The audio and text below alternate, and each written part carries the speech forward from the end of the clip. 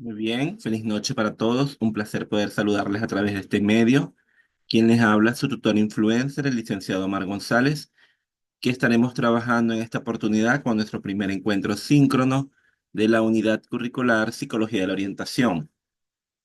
Para dar inicio a esta actividad, tenemos pautado como nuestra agenda, en primera instancia, la bienvenida, el contenido de la unidad número 1, ciclo de preguntas en el cual ustedes podrán interactuar y alguna interrogante que se pueda generar de la misma dinámica, es el momento propicio para que ustedes puedan participar y hacer eco de sus preguntas o interrogantes.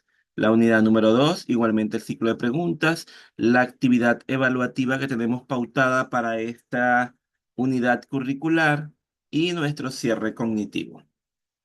Sin más preámbulos, vamos a dar inicio con lo que se tiene planteado para la primera unidad, que corresponde a los principios de la psicología de la orientación. Entonces, lo primero que tenemos que hacer es indagar qué es la psicología de la orientación, hacia dónde está dirigida, cuáles son los principales elementos que podemos encontrar dentro de la psicología de la orientación, cuáles son las características, a quién o a quiénes aplica la psicología de la orientación, cuál es la población que atiende, cuáles son los grupos etarios a los cuales ella también participa, entre otros elementos que podremos discernir durante el transitar de este primer encuentro síncrono. Entonces, fíjense que un elemento fundamental en este caso es entender que la psicología de la orientación es una práctica terapéutica y como práctica terapéutica, ella permea a todo ser humano y todo ser humano a su vez es susceptible a su campo de acción. Es un elemento bidireccional que está presente en todo el transcurrir o el transitar del individuo o en el desarrollo personal del mismo. Se necesita entonces, por ende, que haya un acompañamiento y un reforzamiento en cada uno de los procesos que realice el hombre.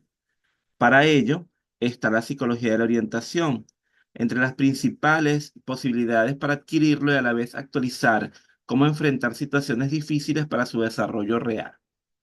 Se brindan recursos al orientador para la efectividad de sus acciones desde dos pensadores principales. Entonces, fíjense ustedes que hay dos elementos fundamentales que tomar en consideración o dos teorías que sustentan la psicología de la orientación. En primera instancia está la psicología humanista con su principal exponente, que es Carl Rogers, y por otra parte, la escuela histórico-cultural, que tiene a Vygotsky como principal exponente. La psicología de la orientación, como ya hemos venido conversando, representa una notable empresa y una contribución a la práctica psicológica.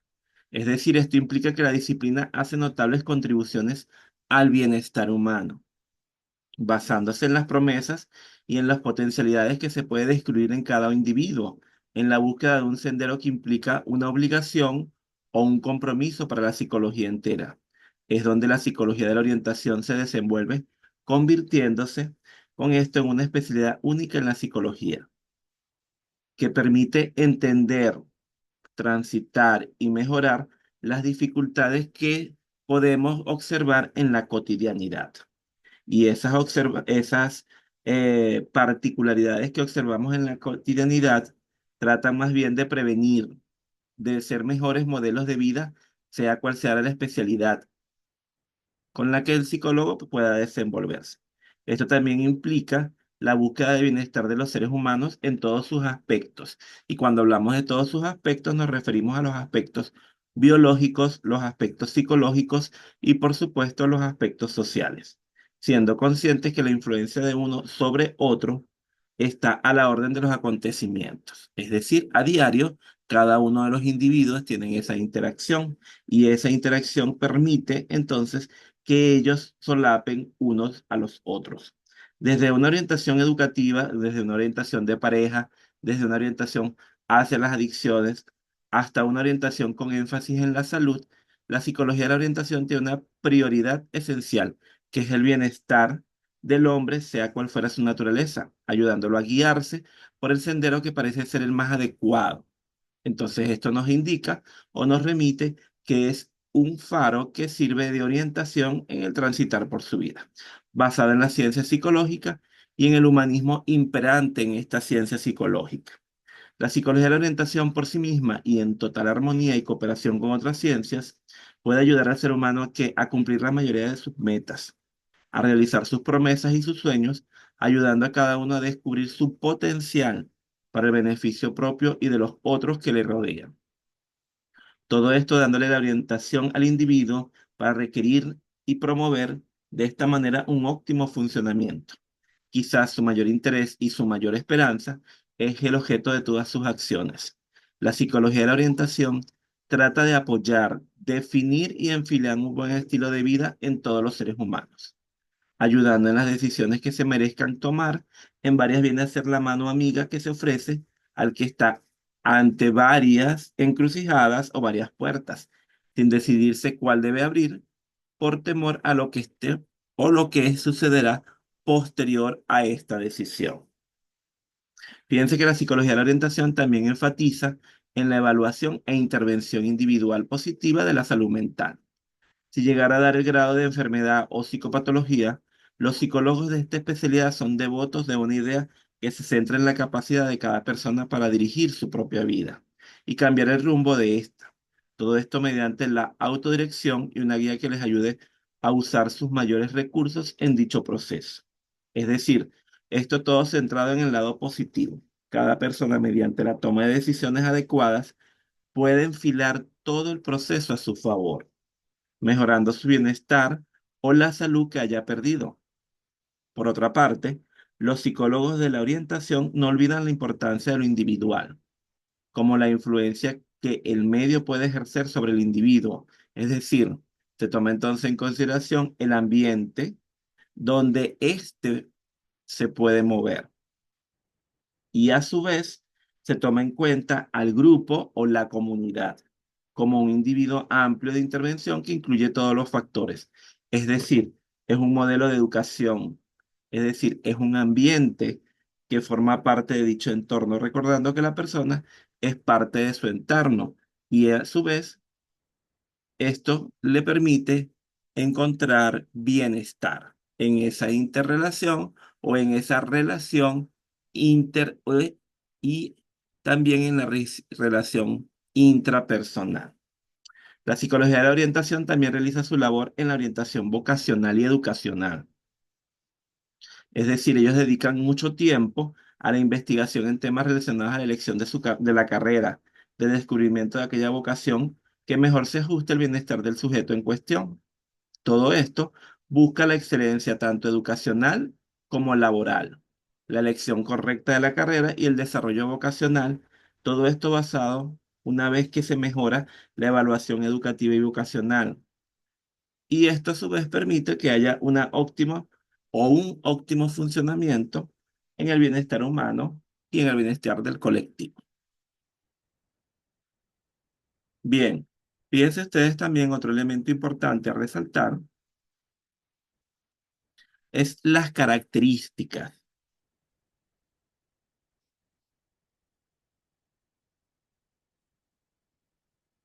que resaltan en en la orientación psicológica. Hay muchísimas, pero las que nos parecen más resaltantes es, por ejemplo, que el psicólogo orientador asesora y realiza, ayuda a tomar decisiones pertinentes y valora todos los elementos que están presentes en el ámbito de interacción del individuo y de interacción del colectivo. Eso como primer elemento. Después, no se trata solamente de ayudar a resolver indecisiones o problemas puntuales, sino que también ayuda a las personas a ser independientes, a ser críticas. Y en esa misma criticidad, le ayuda a tomar unos criterios de elección que sean coherentes, que favorezcan la toma de decisiones y que sean capaces de hacer un proyecto de futuro, un proyecto de vida, que a su vez le facilite las herramientas necesarias para superar todas las etapas de transición. Otro elemento importante es que la orientación es un proceso continuo y es un proceso gradual que nos acompaña a lo largo de toda la vida, incluso después de la jubilación. Es decir, está presente en todos los grupos etarios, está presente en cada uno de los hitos más significativos del individuo. Por tanto, incumbe a personas de cualquier edad y a personas de cualquier nivel académico o cualquier etapa de estudio. De igual forma, no desvincula las diferentes etapas formativas, es decir, la primaria, la secundaria, la etapa formativa, la etapa profesional, es la formación complementaria y de reciclaje que debería recibir a lo largo de toda su vida. De igual forma, el proceso de orientación es un proceso vinculado al pasado y sobre todo al futuro para poder entender el presente que se está transitando. No es adecuado tomar una decisión cuando se está angustiado, sino que por el contrario, la presión de los exámenes, los elementos que están allí subyacentes pueden alterar la toma de una decisión coherente y pertinente. Entonces, la recomendación es que haya un momento de detenimiento, un momento de serenidad, un momento de sosiego para cuando sea preciso tomar decisiones. Otra característica interesante es que ayuda al individuo a ser más realista, a no engañarse a sí mismo y tener alternativas claras por si fallan las cosas o por si no se cumplen las previsiones o los deseos que se tienen previstos. Otro elemento importante es que ayuda a resaltar es el proceso continuo presente en las diferentes etapas de la vida y es el fruto de un buen proceso de reflexión. Esto es para poder tomar una buena decisión y esto a su vez indica que debe haber un proceso de reflexión sobre todos los elementos que están presentes o que influyen en esa posible decisión que se tiene. Entonces, fíjense, los elementos fundamentales o las características que podemos resaltar de la psicología de la orientación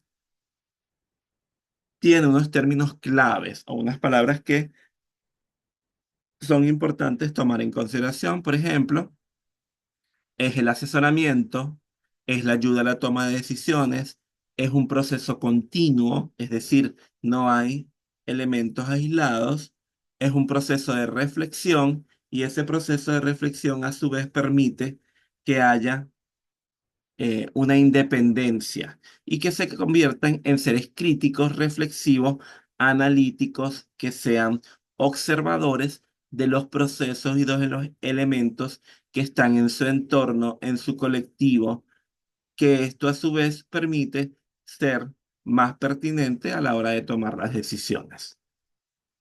Bien, llegamos entonces a nuestro primer ciclo de preguntas, espacio en el cual ustedes pueden hacer alguna interrogante o alguna reflexión que se haya suscitado de estos primeros elementos que hemos observado hasta ahora. Los escucho.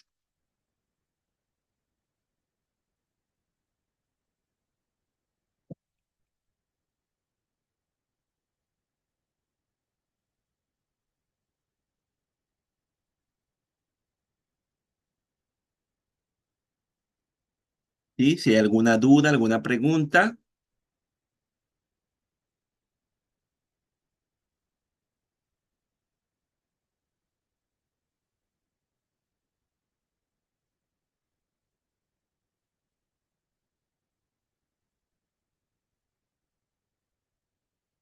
si no es así, cerramos nuestro ciclo de preguntas y damos continuidad. Entonces nos vamos a adentrar en los elementos más resaltantes o más significativos que podemos observar en la unidad número 2, que lleva por título Procesos personales e interpersonales en la psicología de la orientación. De estos procesos interpersonales de la psicología de la orientación, que es nuestra relación con los demás, con cada una de las personas con las cuales podemos interactuar, toman relación elementos fundamentales como por ejemplo la psicología de la orientación y el bienestar integral del ser humano. Y cuando hablamos entonces del bienestar integral del ser humano, tiene que ver con, primera instancia, la calidad de vida. Y esta calidad de vida, a su vez, se acompaña de la evolución del concepto de salud, ese concepto de salud que manifiesta o que eh, tiene como bandera la premisa de la Organización Mundial de la Salud, que es un estado de completo bienestar físico, pero también es un estado de completo bienestar psicológico y de un completo y estado de bienestar de el ámbito social, y no meramente la ausencia de la enfermedad. Entonces, es una reconstrucción del concepto de salud que se adapta a un enfoque biopsicosocial. Entonces, esos conceptos de salud y de calidad de vida tienen que ser relacionados a su vez con sus índices de evaluación, de aspectos técnicos, de aspectos médicos, que tienen que ver a la atención de la persona. Esa calidad de vida se relaciona entonces con la salud, que es un concepto entonces entendido como un concepto multidimensional, que se basa en la percepción más allá de lo subjetivo, se basa en la percepción que tiene el individuo y la percepción que tiene el colectivo. Entonces entendemos que la salud como campo de actuación para la orientación supone acciones específicas que buscan que favorecer el bienestar físico, psicológico y social, y de los problemas, o sea, estudia los problemas que tiene que atenderse para poder dar respuesta a estas tres dimensiones.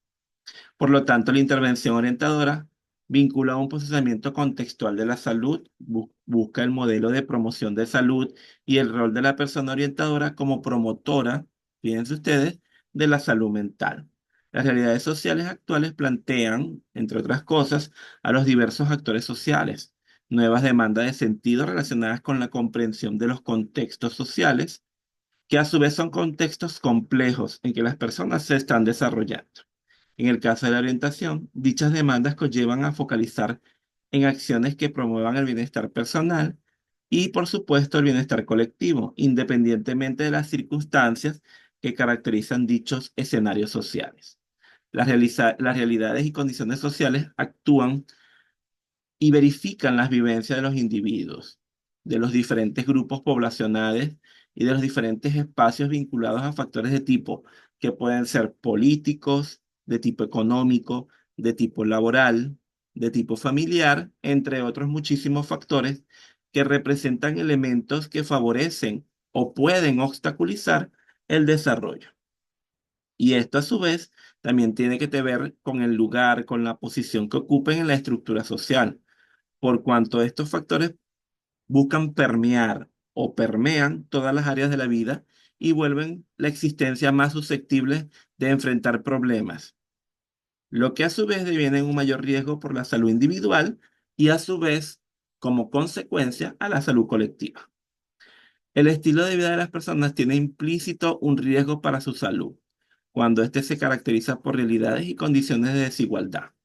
Y esta condición de desigualdad, a su vez, se puede relacionar con la exclusión por razones de género, de cultura, de discapacidad, de religión, de etnia, de preferencia sexual, de enfermedad, de pobreza. Fíjense todos los elementos que pueden intervenir implícitamente en estas condiciones, porque estas deben ser tomadas en cuenta en cualquier política de orientación, pues las problemáticas psicosociales pueden afectar la salud mental de los grupos poblacionales, lo cual debe dar origen a un redireccionamiento de las estrategias de los diversos centros que se ocupan de la orientación. Por otra parte, este hecho implica dar respuestas oportunas para que las personas logren enfrentar adecuadamente sus circunstancias vitales. Porque, bueno, cuando se logran enfrentar esas circunstancias, se busca favorecer el poder de acción sobre su bienestar personal. Con lo que también puede decirse que la salud cobra relevancia como campo de intervención para la disciplina de orientación. Esto a su vez tiene que ver mucho con la metodología, tiene que ver con los preceptos teóricos, tiene que ver con los elementos instrumentales, y esto a su vez busca que posibilitar rescatar las fortalezas y habilidades que posean las personas, a pesar, fíjense ustedes, de muchos problemas que se puedan desarrollar o con los que ellos estén interactuando. ¿En qué? En su cotidianidad y en sus relaciones de vida. Fíjense otro papel importante que tiene la persona que orienta. Debe dirigir sus acciones al mejoramiento de la calidad de vida de las poblaciones, que a su vez atienden en términos de su bienestar lo físico, lo emocional y lo social. No debe ser un elemento aislado, sino que por el contrario, se busca una asistencia centrada en el problema, en la salud, al ser incluida dentro de programas y proyectos que se ejecuten, fíjense ustedes, de manera interdisciplinaria y de manera transdisciplinaria. ¿Por qué? Bueno, porque supone que esa persona que está orientando tiene un posicionamiento integral, claro y coherente en que va a sustentar eso que está brindando como apoyo. Eso es fundamental por allí.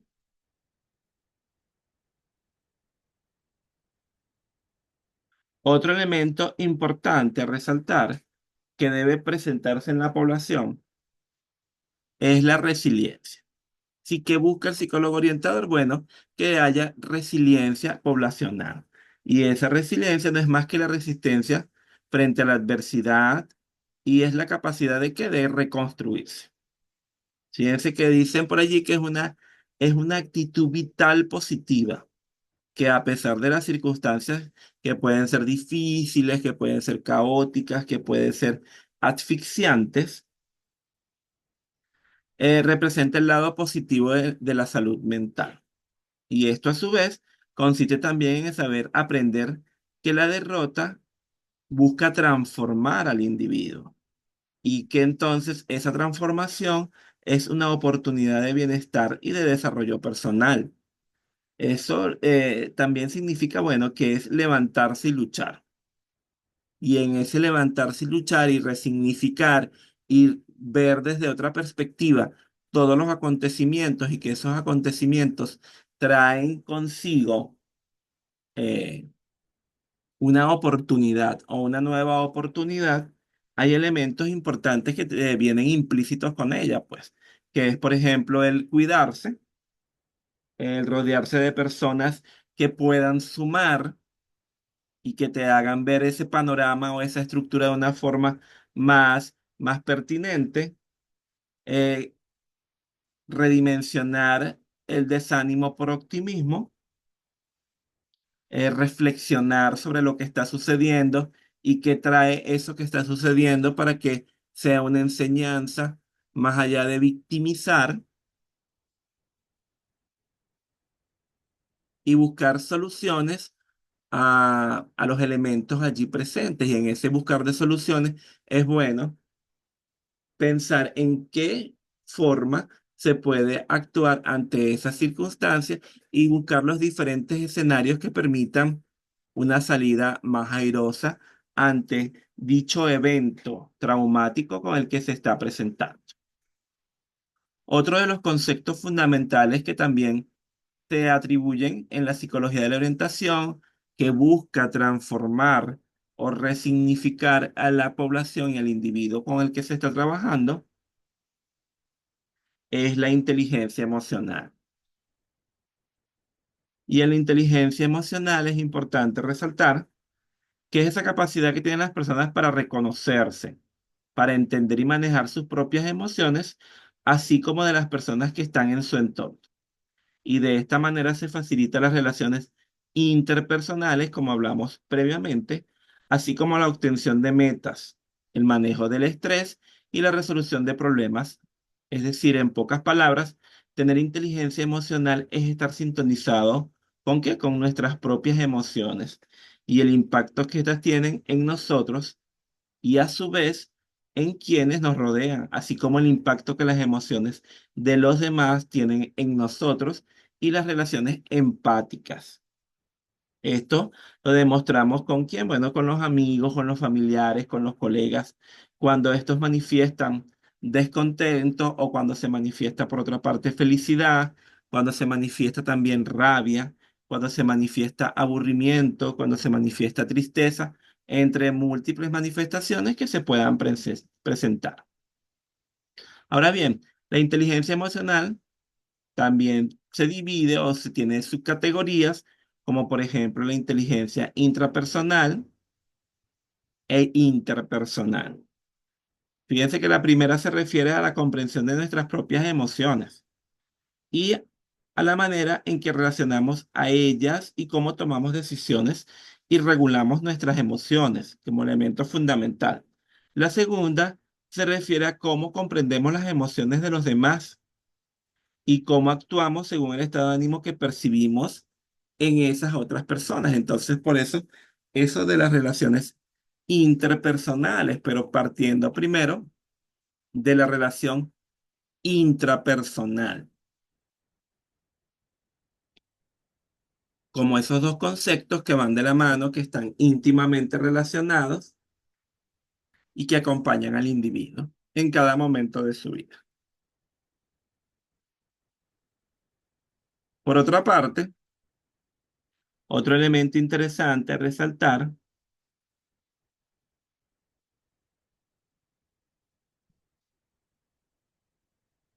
es la psicología positiva. Y en la psicología positiva hay muchísimos autores que trabajan, pero uno que es interesante que ustedes revisen y que está en el aula virtual es Schelliman, con su trabajo o su elemento investigativo de las experiencias positivas. ¿Sí? Es interesante que revisen su material, que trabajen, que lo verifiquen, que lean a profundidad cada uno de los elementos que ahí están presentes, porque él habla de las experiencias positivas y los rasgos individuales positivos, y cómo las instituciones facilitan el desarrollo y los programas que pueden ayudar a mejorar la calidad de vida de los individuos. Y también habla de cómo se previene o se reduce la incidencia de la psicopatología. Por otra parte, él define también como el estudio científico de las fortalezas y virtudes humanas, las cuales permiten adoptar una perspectiva más abierta respecto al potencial humano, sus motivaciones y capacidades. Otro elemento importante que destaca el autor en su trabajo es el propósito de presentar una revisión teórica acerca del movimiento reciente en la psicología desde un enfoque cognitivo comportamental, sus antecedentes, la definición, los principales propuestos, los campos aplicados en los que ha tenido mayores adelantos y algunas perspectivas de desarrollo. Bueno, y uno de los principales aportes que él señala sobre la psicología positiva ha sido establecer que el sentimiento de felicidad o bienestar duradero es bastante estable en las personas y que es bastante y que es compuesto por un puente fijo, probablemente hereditario, y que es relativamente independiente del ambiente en el que se vive. Se puede modificar por circunstancias específicas, pero que vuelven a su nivel de base. Y eso es lo interesante. Así pues, el temperamento es uno de los predictores más importantes de los niveles y experiencias positivas que una persona puede sentir. Entonces, fíjense todo lo interesante que habla este autor. Por otra parte, en el nivel clínico de los objetivos de la psicología positiva está cambiar el marco de intervención, ese marco hacia el desarrollo de estrategias terapéuticas que busquen que favorecer la experiencia emocional positiva, lo cual está orientado hacia la prevención y el tratamiento de los problemas derivados o exacerbados por la presencia de emociones negativas. ¿Y esas emociones negativas cuáles pueden ser? Bueno, la ansiedad, la depresión, la agresión y el estrés, entre otras, porque dichas emociones tienen además la propiedad de estrechar el repertorio conductual del individuo, en cuanto que afectan los procesos de pensamiento y de acción. Fíjense que la psicología educativa, desde una perspectiva positiva, centra su atención en las fortalezas o atributos específicos positivos de las personas. Pero fíjense que también no es nada más con las personas, es con los grupos, con los ambientes. De acuerdo con estudios realizados, en aquellos ambientes, aquellos docentes que enfatizan en las experiencias positivas sobre el desarrollo de habilidades en los niños, hacen que estos tengan mayor probabilidad de experimentar altos niveles de autoeficiencia, de autoeficacia y otras características de desarrollo positivo cuando ocurren conjuntamente con el desarrollo de habilidades complejas. Entonces, fíjense cómo eso puede intervenir de manera favorable, fomentando mejorar los aspectos psicoemocionales de los individuos. Entonces, interesantísimo esta propuesta. Bien, fíjense que por otra parte, también como parte del contenido de esta unidad, tenemos un elemento interesantísimo, como es la toma de decisiones. Bueno, la toma de decisiones es un elemento interesante. ¿Por qué? Bueno, porque no es algo desconocido para nosotros. Lo hacemos a diario, por lo que es probable que al tomar tantas, algunas parezcan automáticas cuando hablamos de las decisiones, por lo que hay que tener especial cuidado con estas. Las buenas decisiones no se logran fácilmente. Son el resultado de un arduo y ordenado proceso mental. Las condiciones cambian, así que no podemos exponernos a los riesgos de una respuesta mecánica o a un enfoque intuitivo.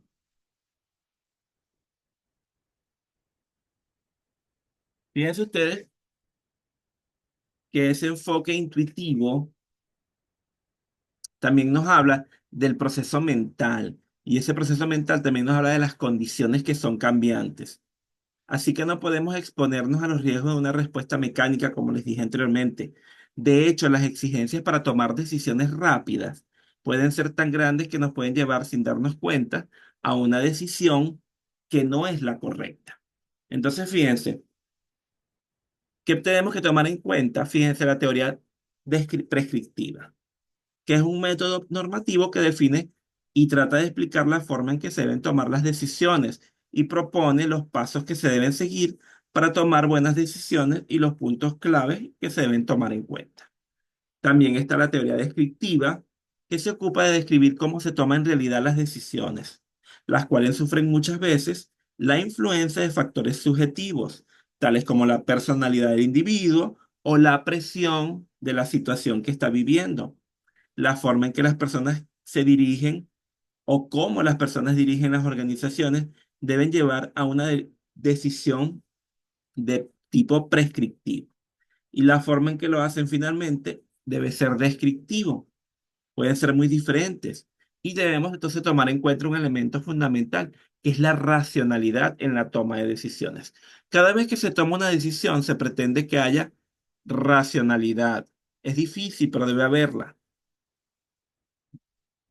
Una de las maneras de definir la racionalidad es utilizar términos económicos, que lo ve como una forma de optimizar las tomas de decisiones, maximizando que se buscan los resultados. En ella, el responsable de tomar las decisiones debe ser un hombre que tome en proyección todas las cosas que lo envuelven o que tienen que ver con su entorno. ¿Por qué? Porque esto va a maximizar la toma como tal de esa decisión. También nos habla de que hay una tercera forma de tomar decisiones, que es establecer un concepto con racionalidad y examinar sencillamente todo el proceso propiamente dicho y buscar que sea lógico, que tome en consideración los aspectos, como le dije, previos que están allí y también tenga en consideración y solape, o sea, sopese cuáles son los elementos que están allí presentes. Entonces, fíjense que el tomar decisiones es la habilidad de expresar nuestros deseos de una manera amable, franca, abierta, directa y adecuada, logrando decir lo que queremos sin atentar contra los demás, negociando con ellos su cumplimiento. Es decir, hacemos una triangulación en que todos los elementos están tomados en cuenta y esto hace que podamos tomar una decisión de una mejor manera. Otro elemento importante a tomar en consideración es el manejo de los conflictos. Fíjense que en el manejo de los conflictos hay elementos fundamentales, como por ejemplo, bueno, ¿qué son los elementos que generan el conflicto? Y entonces allí es importante indagar, investigar por qué se genera el conflicto como un elemento que está presente en la cotidianidad del hombre. Es decir, el conflicto acompaña al hombre a diario. ¿Por qué? Porque el primer elemento a tomar en consideración es que somos seres racionales y somos seres que nos relacionamos. Y en esa relación cada uno tiene su perspectiva y cada uno tiene un punto de vista. Entonces, cuando los puntos de vista no se ponen de acuerdo, cuando los puntos de vista no son similares, se generan los conflictos. Y un elemento entonces allí interesante a resaltar que debe ser fundamental la comunicación. ¿Por qué es fundamental la comunicación? Bueno, porque la comunicación es el elemento que va a permitir llegar a puntos de coincidencia o llegar a acuerdos. Y el llegar a acuerdos es el que permite que se dé una relación que esté entre los estándares que se espera que esté. Ahora bien, cuando esté el conflicto, lo que tenemos que buscar son cómo manejamos el conflicto, cuáles son las alternativas que vamos a tomar en consideración para poder dar respuesta a ese conflicto y poder llegar a un acuerdo entre las partes que están involucradas. Si las dos partes no logran llegar a acuerdo, se debe buscar una tercera persona que funge como árbitro de la situación. ¿Para qué? Para poder equilibrar los puntos de vista y los puntos de encuentro. Entonces, interesantísimo que lean todos los elementos que están presentes en el contenido programático, en la unidad sobre el manejo de conflictos para profundizar con referencia a este contenido temático. Otro elemento importante a tomar en consideración es la orientación para el desarrollo de un proyecto de vida. Fíjense que en la orientación para el desarrollo de un proyecto de vida, la formación de las nuevas generaciones presenta necesidades a nivel social, a nivel educativo, que deben satisfacerse. Y uno de los retos que enfrenta es el modelo de formación profesional de los estudiantes, o sea, de las carreras, cuál es lo que se busca, qué se quiere, cuáles son los elementos de reflexión, cuáles son los elementos para la toma de decisiones para ese futuro proyecto de vida. La investigación se origina a partir de las inconsistencias teóricas y metodológicas para ese desarrollo del proyecto de vida. Se ofrece entonces en tal sentido una propuesta de orientación de carácter personal e integral a estudiantes de carreras para el desarrollo de su proyecto de vida, como estructura integradora del desarrollo profesional, personal, a través de niveles, fíjense, de niveles de integración como procedimiento que identifica y estimula los elementos esenciales del área personal, del área escolar y del área profesional, y su inserción en el proceso de formación profesional, desde la tendencia integrativa a través de un sistema que pueden ser talleres que distingue por el contenido los contextos y las modalidades de orientación, bajo la dirección o la guía de un tutor orientador. Fíjense que el proyecto de vida se aborda en el tratamiento de proyección hacia el futuro, hacia la capacidad de organización de vida, cuál es su estilo de vida, su sentido de vida. Hay muchísimos autores que trabajan con esto y plantean que el valor de las elaboraciones cognitivas en la estructuración de un proyecto coinciden y conciben esta proyección como indicador de la personalidad madura y de la personalidad saludable. También se caracteriza con una proyección futura en términos de ideal, tanto por su contenido como por su estructura. Esto a su vez se enmarca en la construcción de proyectos profesionales y vitales. Fíjense que la orientación para el desarrollo de los proyectos de vida constituye un proceso de ayuda o asistencia para promover el desarrollo de mecanismos personales a través de la reflexión, la sensibilización y la implicación, que debe realizarse por niveles de integración, como dijimos anteriormente, y constituye un sistema de acciones de aprendizaje que se realiza mediante diferentes modalidades como el empleo de técnicas y ejercicios o procedimientos para estimular la preparación y participación a futuras carreras. Entonces, fíjense cuáles son los elementos fundamentales. El diagnóstico, que se considera como un proceso que se realiza mediante la utilización de métodos y técnicas investigativas que permiten conocer el estado actual y el objeto que se diagnostica. Y ese también genera un diseño que es nombres, objetivos, recursos disponibles, modalidades de orientación, la implementación a través de talleres, a través de charlas formativas, a través de ese acompañamiento, a través de la aplicación de diferentes test para ir verificando cuáles son los elementos que disponen o son presentes en el individuo. Otros elementos fundamentales a tomar en consideración es que busca, que persigue, que aspira conseguir ese individuo en su proyecto de vida.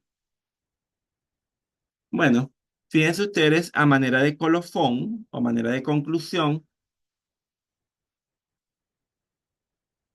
se utilizó, es un elemento importante a tomar en consideración durante todo este contenido. Se considera orientar el desarrollo de proyectos de vida que eleven el lugar de la profesión a través de objetivos esenciales de vida respecto a la profesión, a los planes de acción, a las posibilidades y condiciones de realización desde el contenido de la profesión y desde las funciones del orientador. Los antecedentes teóricos evidencian la suficiencia y la tendencia integrativa de la orientación. Y esto a su vez es un elemento de desarrollo que constituyen contenidos de la formación profesional. Todos estos elementos nos permiten la necesidad de continuar profundizando desde el abordaje de todos los contenidos relacionados con la integración de las áreas de orientación, tanto personal, escolar, profesional, para el desarrollo de todos los contenidos o de todos los elementos de la personalidad. Grosso modo, estos son los elementos fundamentales. Ahora bien, entramos en nuestro ciclo de preguntas. Si hay alguna interrogante, alguna duda, hasta ahora de este contenido que es bastante amplio, pero que les invito a revisar a profundidad en el aula virtual con todos los elementos que están allí presentes,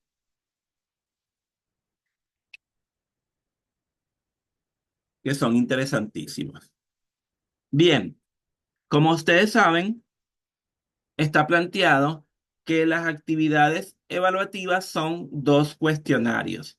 Para esta primera unidad, la unidad 1 y 2, tenemos un cuestionario que tiene aproximadamente 10 preguntas. También ustedes cuentan allí con un banco de preguntas.